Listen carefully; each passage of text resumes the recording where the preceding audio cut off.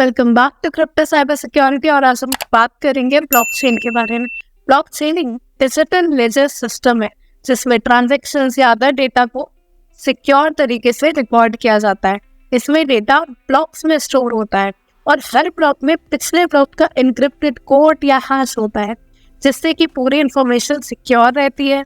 ये डिसेंट्रलाइज्ड होता है, मतलब कि कोई सिंगल अथॉरिटी नहीं होता इसके ऊपर। इसमें कुछ कंपोनेंट्स होते हैं, जैसे इसके ब्लॉक्स, ये ट्रांजैक्शंस को स्टोर करते हैं। हर ब्लॉक में प्रीवियस ब्लॉक का एन्क्रिप्टेड कोड होता है। दूसरा वहाँ पे होता है क्रिप्टोग्राफी। इसमें जो हमारा डेटा होता है, सारे ट्रांजैक्शन का डेटा हो गया, वो सिक्योर करने के लिए क्रिप्टोग्राफी का यूज़ किया जाता है, या पब्लिक और प्राइवेट कीज का यूज़ होता है। क्रिप्टोग्राफी में जो आपको अगर पता हो उसके बारे में, तो कुछ पब्लिक और हमारी प्राइवेट कीज होती है। ये कीज है डेटा को एनक्रिप्ट या डिक्रिप्ट करने के लिए यूज़ की जाती है। नेक्स्ट होता है हमारा डिसेंट्रलाइजेशन। ब्लॉकचेन में कोई सेंट्रल अथॉरिटी नहीं होती। इसमें कम्युनिटी के मेंबर कंट्रोल करते हैं, मतलब सारे कम्युनिटी के मेंबर्स जो है मिलके इसे कंट्रोल करते हैं। हम सारा डिटेल में भी आगे जानेंगे। नेक्स्ट, इसमें कंसेंसस मैकेनिज्म फॉलो होता है। ट्रांजैक्शंस की वैलिडेशन के लिए कंसेंसस मैकेनिज्म होता है, इसके बारे में भी हम अभी आगे जानेंगे। तो देखते हैं ब्लॉकचेन में एक ब्लॉक ये रहा हमारा, उसमें जो है कुछ डेटा स्टोर्ड होगा, उसके अलावा उसका खुद का एक हैश बनेगा। हर ब्लॉक के पास उसका खुद का एक हैश होता है। उसके अलावा उसमें क्या होता है, प्रीवियस ब्लॉक का हैश भी स्टोर किया जाता है। तो देखते हैं अगर इसे जो है कोई चेंज करने की कोशिश करे तो क्या होगा, hash will change in that block. ठीक है, अगर इस ब्लॉक का कोई डेटा के साथ जो है मैनिपुलेट करने की कोशिश करता है, तो उसका जो डेटा होगा वो चेंज हो, इसके डेटा के साथ साथ इसका जो हैश होगा वो भी चेंज हो जाएगा। एंड इसका हैश चेंज होगा तो जो आगे वाला होगा उसके लिए जो प्रीवियस हैश होगा वो भी जो है वो तो ऑलरेडी उस पर क्योंकि स्टोर्ड है, तो इसलिए जो भी आगे का डेटा होगा वो सारा इनवैलिड हो जाएगा। क्योंकि प्रीवियस हैश चेंज हुआ, इसलिए आगे का सारा data will be invalid. Next जो है कंसेंसस रूल फॉलो करता है, मतलब जो भी ट्रांजैक्शन हुई है उसमें जो भी टाइम कंजप्शन हुआ है, उस ब्लॉक को बनाने में जो भी टाइम लगा है, वो सारा जो है हमारा कंसेंसस रूल से जो है प्रूफ किया जाता है।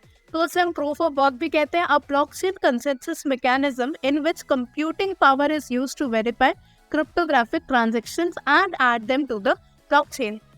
ये पूरा हम जानेंगे। Peer to peer refers to the direct exchange of some asset such as digital currency between individual parties without the involvement of central authority।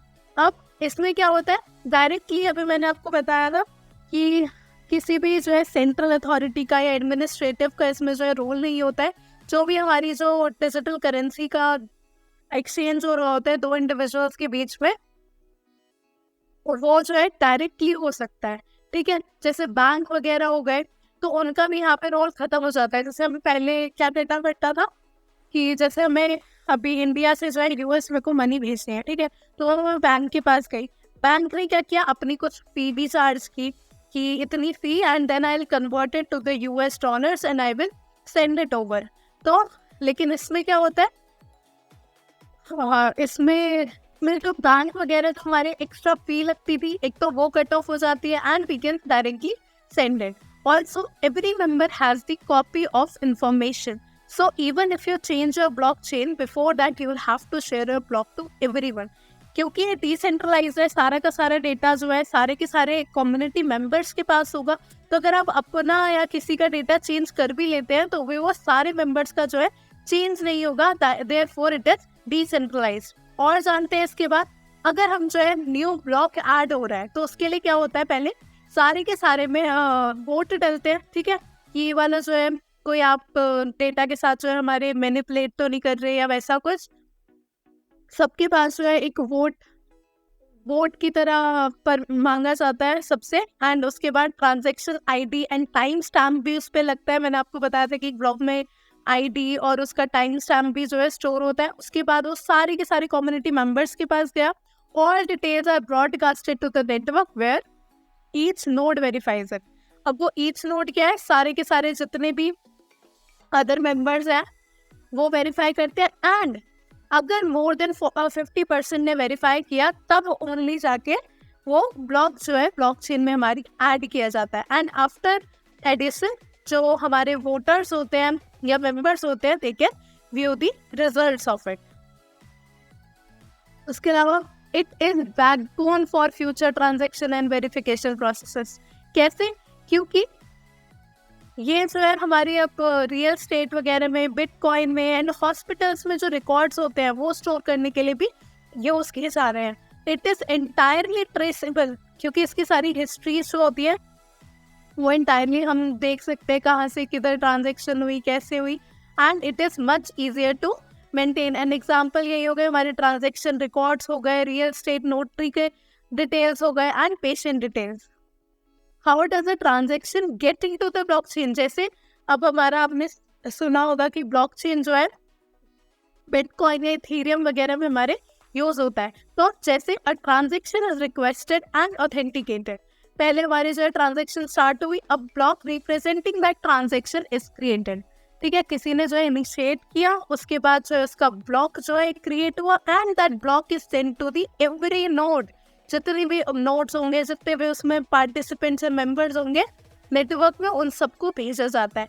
Then अगर मोर देन, जैसे भी मैंने बताया, more than half of the members if validates it कि हाँ ये valid transaction है, कोई गड़बड़ नहीं हो रही है, तो the node receives a proof of work. First of all जितने भी होंगे मेंबर्स वो जो है कुछ क्रिप्टो करेंसी जो है रिसीव करेंगे as proof of work, and then that block is added to the existing blockchain and the update is distributed across network. अब कि वो ब्लॉक ऐड हुआ या नहीं हुआ, फिर वो जो है सारे के सारे नेटवर्क में डिस्ट्रीब्यूट हुए, एंड दस फाइनली हमारी जो ब्लॉकचेन की ट्रांजैक्शन थी, वो बिटकॉइन की ट्रांजैक्शन थी, वो कंप्लीट हो जाती है। We can use blockchain for projects and startups in business.